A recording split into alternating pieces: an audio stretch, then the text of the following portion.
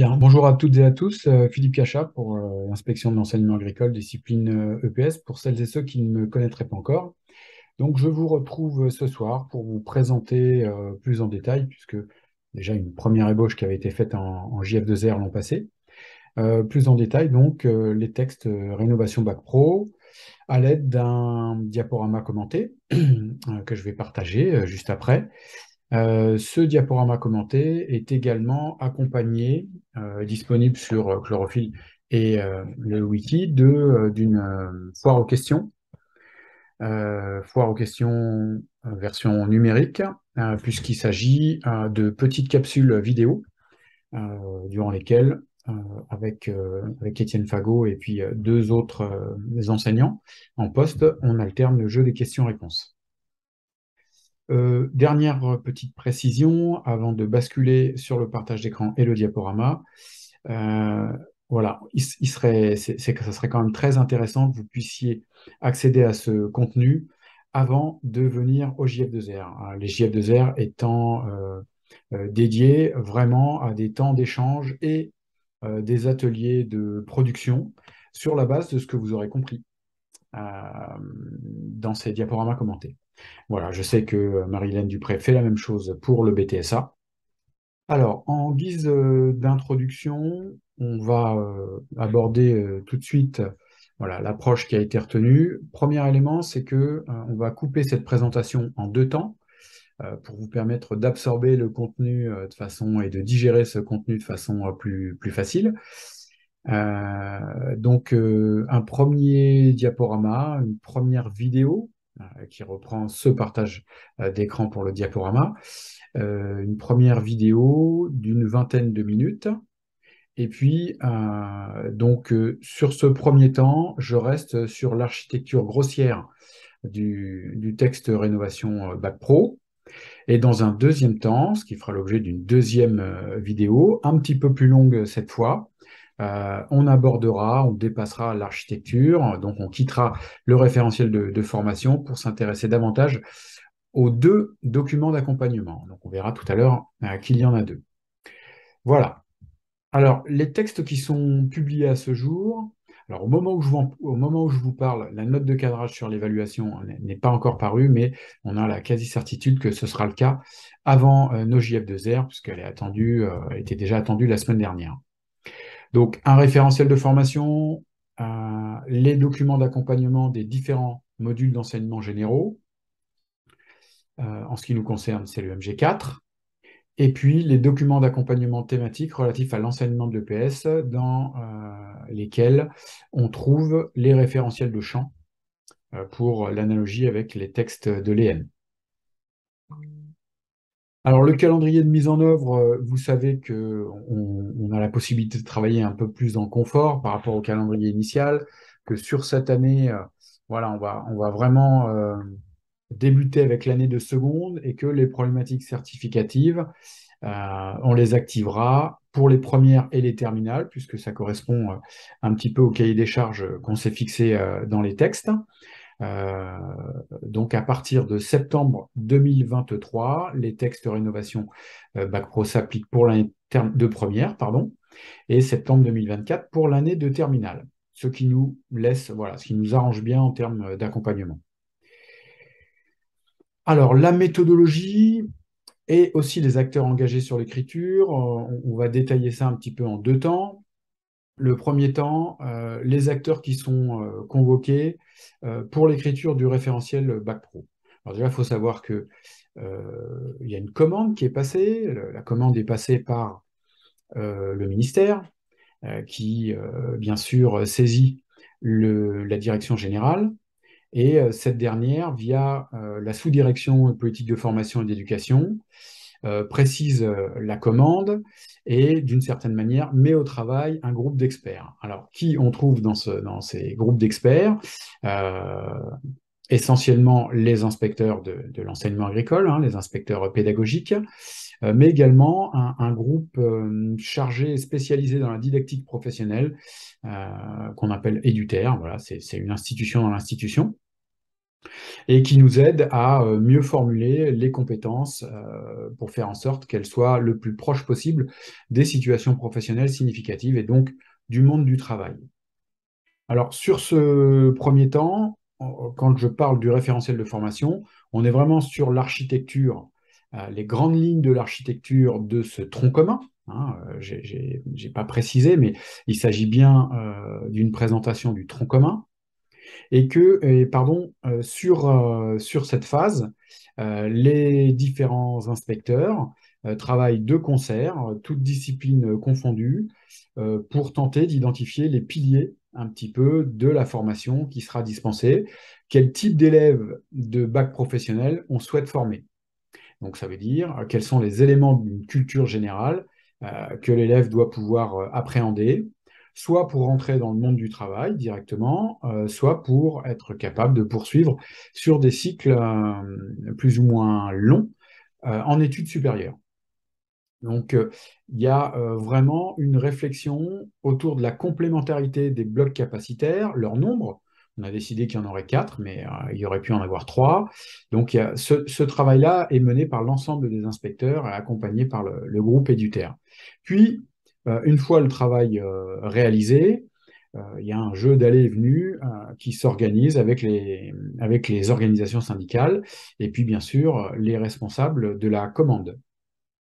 Voilà, ça c'est pour, on va dire, le premier gros temps, et vous aurez compris que sur ce temps-là, c'est très très important que l'ensemble des inspecteurs portent un regard sur les contenus de chacun des blocs. Donc les inspecteurs sont également sur une approche vraiment vraiment plurie dans cette phase de rédaction.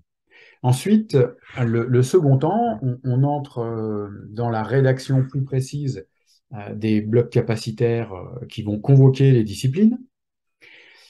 Et à ce niveau-là, alors pour le MG4, c'était un petit peu particulier puisque c'est quand même un bloc qui convoque intrinsèquement de nombreuses disciplines.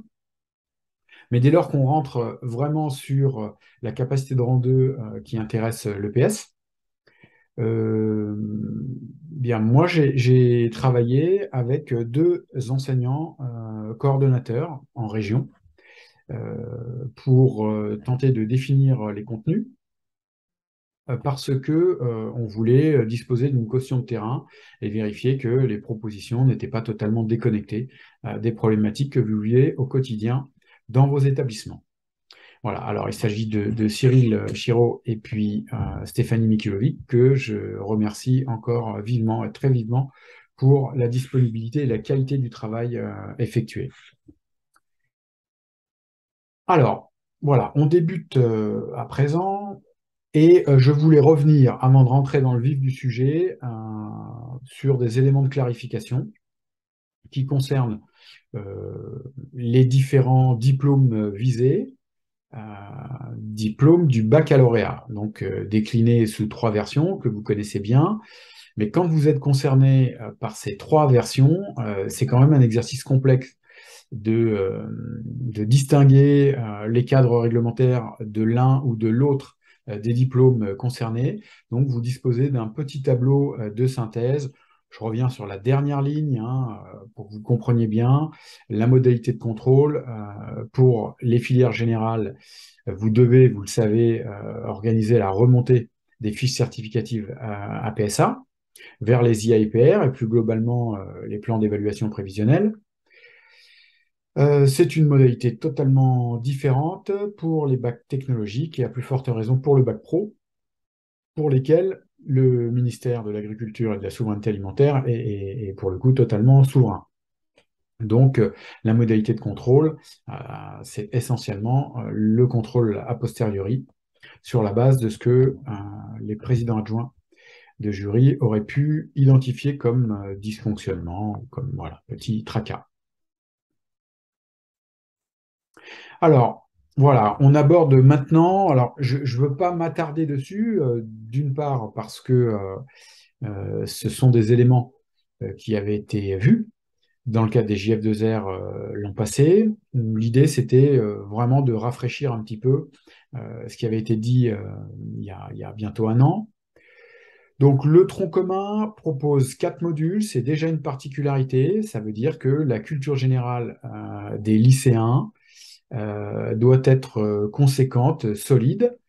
Euh, à titre de comparaison, ceux qui se voient à l'EN reposent plutôt sur trois piliers et non pas quatre. Ça veut dire qu'il y a un parti pris qui est assez fort. L'autre parti pris, je le laissais entendre quand j'ai expliqué un petit peu quelle méthodologie on avait activée.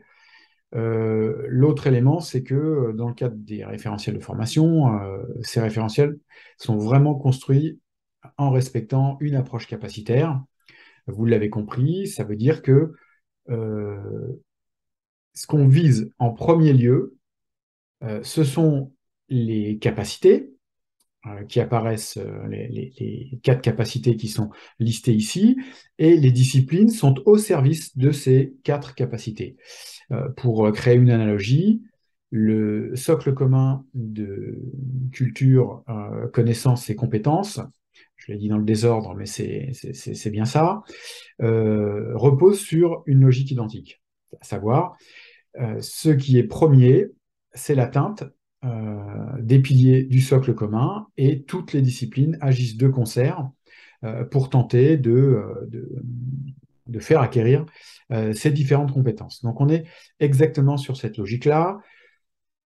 Vous voyez que le C3 ou le C4, le PS aurait pu trouver sa place. Je ne développe pas puisque ça fait l'objet d'une question de la fac en mode numérique. Donc, l'EPS est positionné sur la compétence agir et s'engager collectivement en situation sociale et professionnelle. Voilà un petit peu le choix qui a été fait. Si on avance et qu'on tente de développer un petit peu les idées forces qu'il y a autour de ce bloc capacitaire numéro 4 ou module d'enseignement général numéro 4, on l'appelle des deux façons, action et engagement collectif dans les situations sociales et professionnelles. Ce MG4 vise le développement des compétences psychosociales. Donc on a considéré que le PS était assez bien placé pour y parvenir.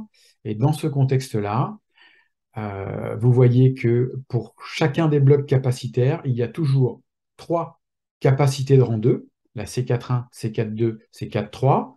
C'est exactement la même chose en termes d'équilibre de structure pour tous les autres blocs capacitaires, MG1, MG2, MG3.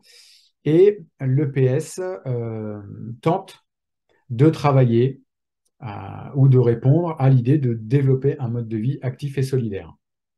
Donc, on trouvera une discipline au service de la première capacité de rang 2, ce qu'on appelle également C4.1.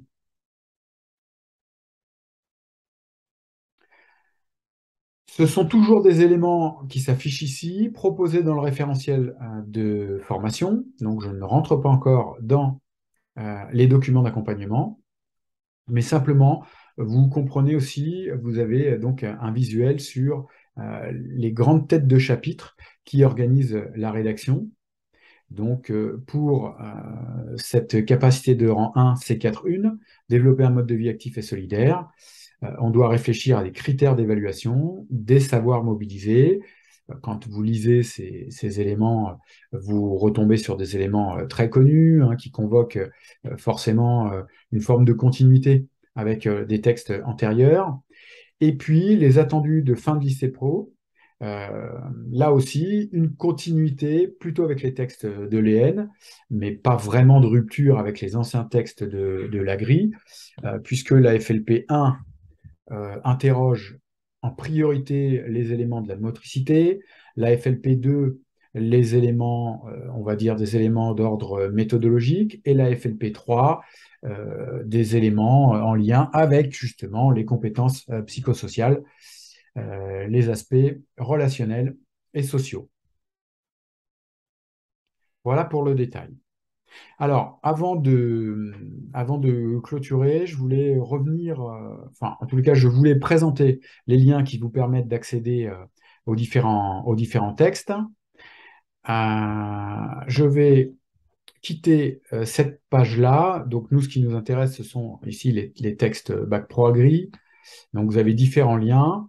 Et le dernier propose le contenu. Si vous cliquez dessus, vous arrivez sur le contenu du DA thématique, donc de, les référentiels de champ.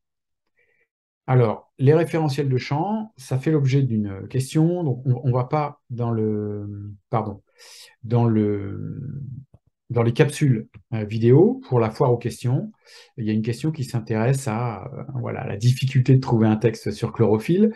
Donc, je ne vous fais pas le cheminement, j'arrive directement sur la page qui nous intéresse, ce qui fera l'objet de 8 ou 10 clics pour vous. Et l'un à côté de l'autre, on trouve ici, vous voyez, vous avez document d'accompagnement. Et je vous le dis parce que vous auriez pu penser que le document d'accompagnement thématique serait dans cet onglet-là. Non, il va glisser, mais pour l'instant, voilà, vous le trouvez juste en dessous du MG4. Donc ici, on a le document d'accompagnement de l'ensemble du MG4. Donc vous verrez donc 3 capacités de rang 2 qui ne convoquent pas que la discipline EPS, mais aussi l'ESC, l'EMC et d'autres disciplines. Et puis le MG4 C41, là, lorsque vous cliquez dessus, vous accédez au contenu dit référentiel de champ. Voilà un petit peu pour ce premier temps, les éléments que je voulais aborder avec vous concernant l'architecture grossière de ces textes Rénovation Bac Pro. Deuxième vidéo et suite du diaporama, centré cette fois sur l'EDA thématique. Voilà.